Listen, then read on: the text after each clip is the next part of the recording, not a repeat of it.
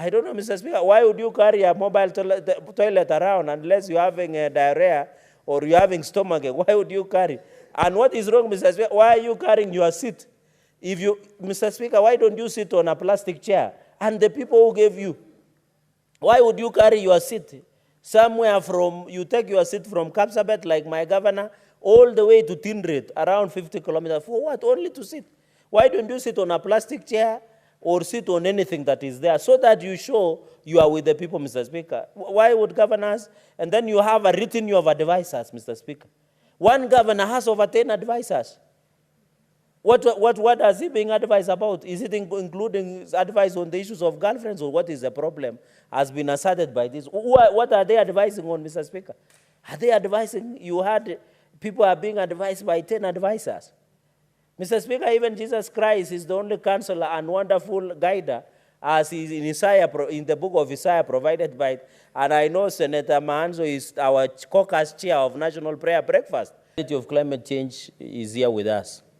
That's why now many countries, organizations are refocusing their energy to the dynamic changing climate change, and even talking about climate financing. Mr. Speaker, this decade has shown us that now the conversation of climate change is becoming a reality, unlike in the past, where we used to take weather, Mr. Speaker. The establishment and Kenyans, while we empathize and send our deepest condolences to many Kenyans who have lost their loved ones. I know as of a few days ago, more than 228 Kenyans have lost their lives since March this year, and 72 are still missing, as per the official records, Mr. Speaker. This comes at the wake of predictions of weather, Mr. Speaker. I know with the general information system, Mr. Speaker, nowadays you can use your gadget to predict the weather, Mr. Speaker, through your phone, especially with this either Android or iPhone, Mr. Speaker, to check the weather status. The accuracy of weather is very critical, especially like in Dubai, or other people say Dubai, Mr. Speaker. The other day they use prediction. And in fact, when you go to other modern countries with the advanced technology, their meteorological department predict that don't go out of the house today, even whenever there are heat waves like in America, like in India. So, Mr. Speaker, we need also Kenya Meteorological Department that has the necessary accuracy. Mr. Speaker, where I come from, by 15 March, we should be on planting season. But with the ever-changing dynamic weather, it has moved to April. But because we used to use traditional mechanisms, Mr. Speaker, we used to see seers. When I grew up, there were people like Ringis, Mr. Speaker, who would see and say there is no rain today or there is the other rain. So if the accuracy of traditional seers could see whether rain is there or not, I expect technology to be a bit higher, Mr. Speaker, so that in where I come from, we didn't need to depend on Ringis to know whether it is raining or not raining, Mr. Speaker. So the importance, this accountability, is to ensure that as we go into the future, we have a Kenya Meteorological Department that has accurate state-of-the-art equipments, and creating such a Kenya Meteorological Authority will allow them also to seek, Mr. Speaker, at the moment we are discussing budgetary estimates by various state departments in the country. They will have opportunity to present their budget estimates before the environmental committees or the line committees that has been formed in this country or in this republic, Mr. Speaker, so that they get enough funding. Because sometimes you look at Kenya Meteorological Department, they say it's raining today, you don't see any rain. Sometimes they say it will not rain, it rains. So they have enough resources to modernize their equipment, and also, Mr. Speaker, to have a well-resourced and competitively hired, qualified, Mr. Speaker, because I know there are many young people. And today, Mr. Speaker, we were lucky there was a delegation of young people who are still in university. Most of them are starting these courses. The courses are being offered, Mr. Speaker. So we want authority that will be competitive and ensure people are hired based on their capacity and ability going into the future, Mr. Speaker. So the issue of meteorological information, I think this authority will be able to have its headquarters. And I'm happy, Mr. Speaker, in clause 5.4, the headquarters of the authority shall be in Nairobi, but the authority may establish county meteorological offices. Mr. Speaker, you are aware Senate is a defender and protector of devolution. So I hope in Kapsabet, where the headquarters of Nandi County will be, we shall be able to have a meteorological department there to allow my farmers to get real-time information. And even developing the breeds of animals or livestock will rare and the type of seeds to plant, because the advice of Kenya Meteorological Department will be key. I'd want to see in Makueni, Wote, where the capital of Wote County is. I want to see in Kakamega, where Kakamega town, where the headquarters is, so that it becomes easy and in the spirit of devolution. Mr. Speaker, the third point is maintain integrate information systems in line with the World Meteorological Organization information system. I think this is more direct. Mr. Speaker, in the last session, we had an opportunity of visiting Brazil, Mr. Speaker, on a finding mission where Brumadinho dam had collapsed following our investigation with Solai Dam. Mr. Speaker, we visited the headquarters in Brasilia of disaster management in Brazil, and we were able to be told that when a disaster strikes, they get the alert within 20 seconds. Mr. Speaker, when Brumadinho collapsed, just the way Solai Dam and the issue of Mayu Mayu and the other day here in Kimende, Mr. Speaker, there they were able to mobilize within 5 minutes almost 20 choppers and create a substation of managing the disaster that had happened, Mr. Speaker, at that point in time. So the issue of meteorological will assist in predictability and ensure that the issue of climate, the issue of weather is properly predicted, Mr. Speaker. Even for the aviation industry, Mr. Speaker, you need, I know for us who drive, I don't know whether we need to predict the weather, but it's very critical in aviation, especially when you're having erratic. We saw sandstorms maybe in Middle East. We have seen ice storms maybe in America. And sometimes Chicago International Airport is sometimes cannot, it's not, the planes are not allowed to fly, especially when there is challenges of weather in North and South America, where luckily in Africa we don't have as rough weather as it is happening there. So the issue of information, I know there are Kenyans who will be traveling to other countries. If we have integrated, it will assist the aviation sector, Mr. Speaker. Mr. Speaker, on the timely meteorological information, that is very important. Information for search and rescue missions and accident investigation.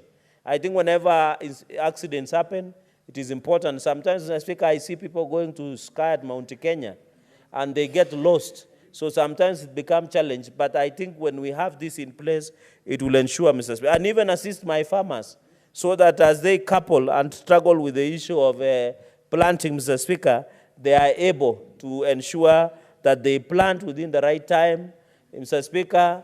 And you know also in my place, we don't need to use animals, Mr. Speaker, because sometimes we see when the cows are on heat, then it is mating season, then we know the weather has changed, Mr. Speaker.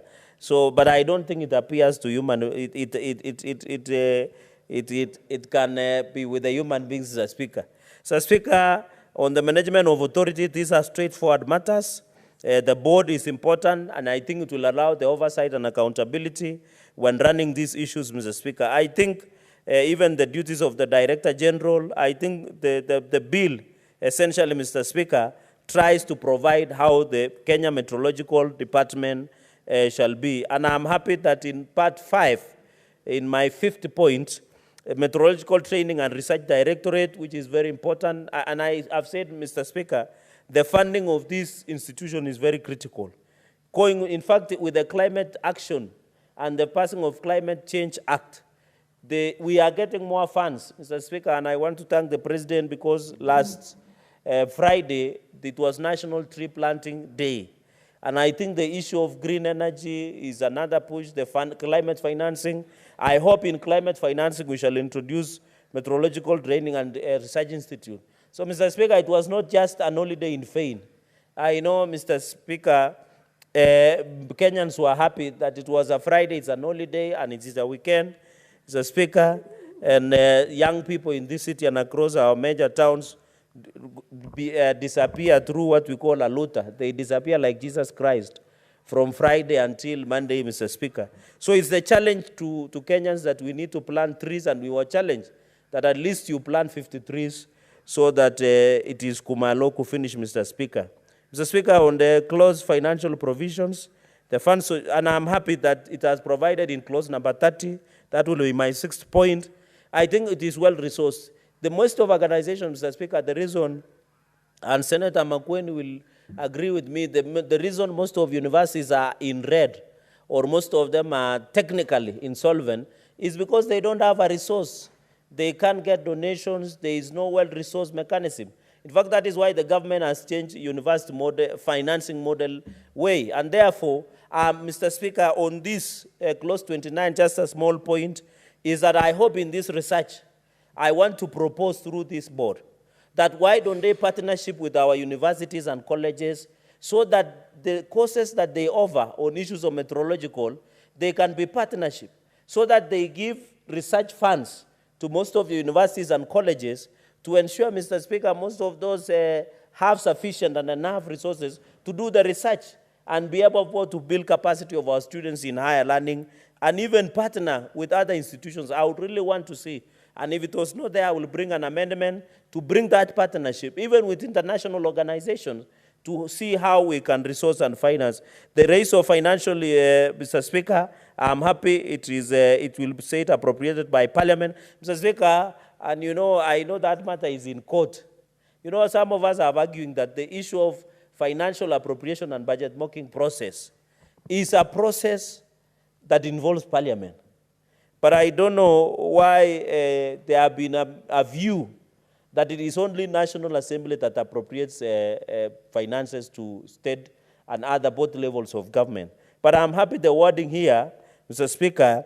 I know the National Assembly might invoke Article 110.3, Mr. Speaker, but I'm happy the wording has been, such monies as may be appropriated by Parliament for purposes of this authority. I know this where the rubber will meet the road, Mr. Speaker, or the road will meet the rubber, because I know there's push and pull, where we have been having an argument that who should appropriate. And therefore, many people have seen senators that less out simply because we might not be finally appropriating. But when the reading, Mr. Speaker, and I hope the mover of the motion will know this, it is somewhere in the Constitution that Parliament shall appropriate to independent commissions, Mr. Speaker. It doesn't say National Assembly.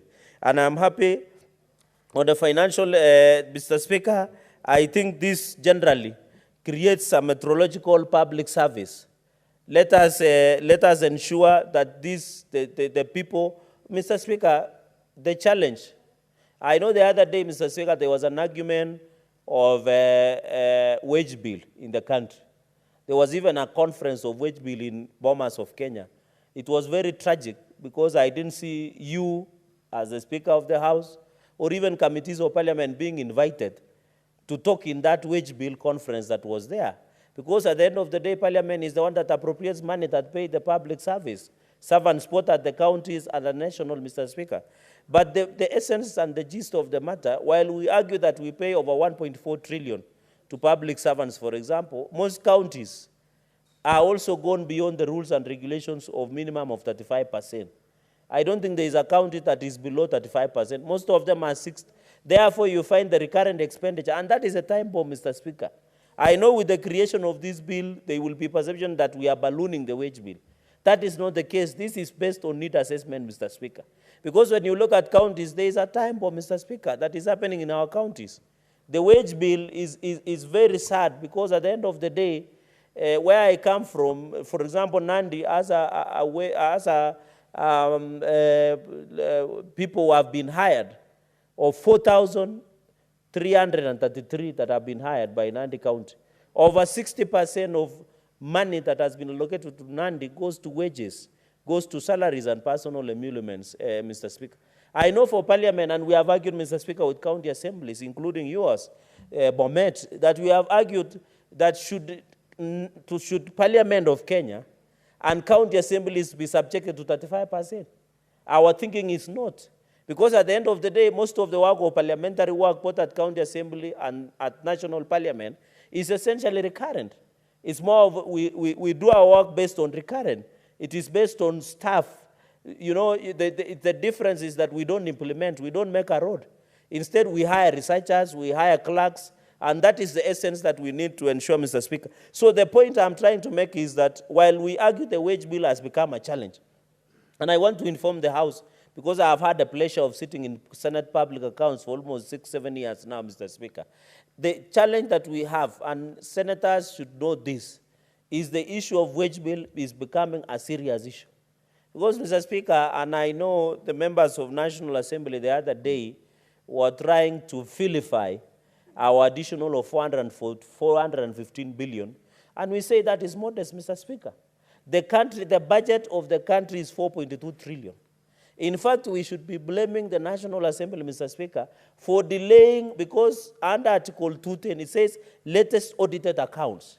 It is the National Assembly that have taken long to ensure they update latest audited accounts, because we are using accounts that was around 1.2 to 3 trillion at that, Mr. Speaker.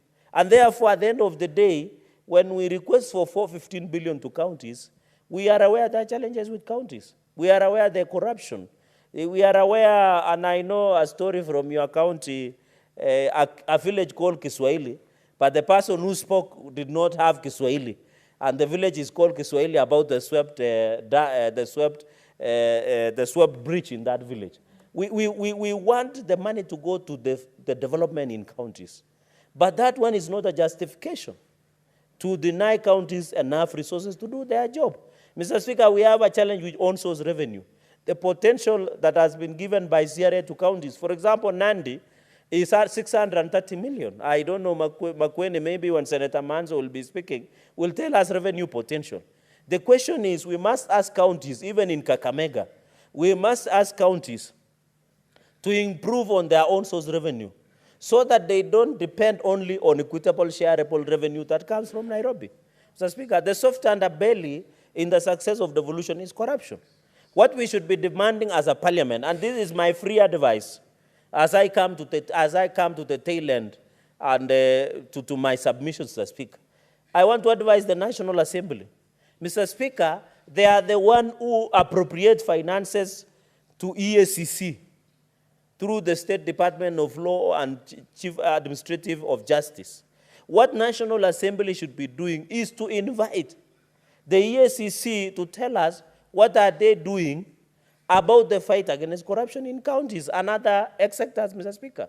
I am aware, I saw in the news that EACC had recovered a property of over 3 billion. They are targeting to recover 7 billion. That is good. But we want to know who took this property so that we name and shame them. And they should be charged in the court of law, Mr. Speaker. So it is not enough telling us you have recovered through illicit money, through money that has not been gotten properly. The National Assembly, and I want to challenge the Justice Legal Affairs Committee of National Assembly, led by my brother, that let them, the best way they can assist us as counties, let them put pressure on EACC to fight corruption in counties. We saw the fertilizer scandal by the county government of Kakamega. We want to know who was implicated, Mr. Speaker, because as we fight the bigger cartels in Nairobi, we also fight the upcoming and growing and maturing cartels in counties, Mr. Speaker, through EACC, Mr. Speaker, and other organs. Finally, Mr. Speaker, I want to say to governors on this aspect of devolution, I hope, Mr. Speaker, and I want to request as we form this law, that let officers that will go to manage county offices be from Kenya Meteorological Department, that authority that we shall establish, Mr. Speaker. We don't want also governors to take advantage. I know we have a challenge of wage bill. You get a governor, there is a governor from Western Kenya, I think he's former. He used to have his VIP toilet being carried around. Mr. Speaker, he used to have a seat being carried around. I don't know, Senator, even Machakos. I don't know, Mr. Speaker, why would you carry a mobile toilet around unless you're having diarrhea or you're having stomachache? Why would you carry? And what is wrong, Mr. Speaker? Why are you carrying your seat? If you, Mr. Speaker, why don't you sit on a plastic chair? And the people who gave you, why would you carry your seat somewhere from, you take your seat from Kapsabet, like my governor, all the way to Tindred, around 50 kilometers. For what? Only to sit. Why don't you sit on a plastic chair or sit on anything that is there so that you show you are with the people, Mr. Speaker? Why would governors, and then you have a retinue of advisors, Mr. Speaker. One governor has over 10 advisors. What is he being advised about? Is it including advice on the issues of girlfriends, or what is the problem has been asserted by this? What are they advising on, Mr. Speaker? Are they advising? You had people are being advised by 10 advisors. Mr. Speaker, even Jesus Christ is the only counselor and wonderful guider, as is in Isaiah, in the book of Isaiah provided by it. And I know Senator Mahanzo is our caucus chair of National Prayer Breakfast, and will tell you the only counselor is Jesus Christ. Why is governor having 10 advisors? You know, I've never understood. On youth affairs, what do you want to know about youth? And you know you don't have employment. Why don't you put a budget on how youth can be empowered, how women can be empowered, Mr. Speaker? So I want to say I support this bill. I look at the issue of research, if we can amend to include partnership with learning institutions, Mr. Speaker. Mr. Speaker, I want also to send my condolences to you and the people of Bomet for one of our best, just 30 seconds, Mr. Speaker, for one of our best local secular artists, Sweet Star, for losing his beloved mother from in Bomet, Mr. Speaker. We are praying with you and take our condolences to him and the music fraternity in Bomet. You know, Bomet is the home of our local music, Mr. Speaker. I thank you and I support. Thank you very much, Senator Cherargei. I can confirm that your condolences will get to the bereaved family.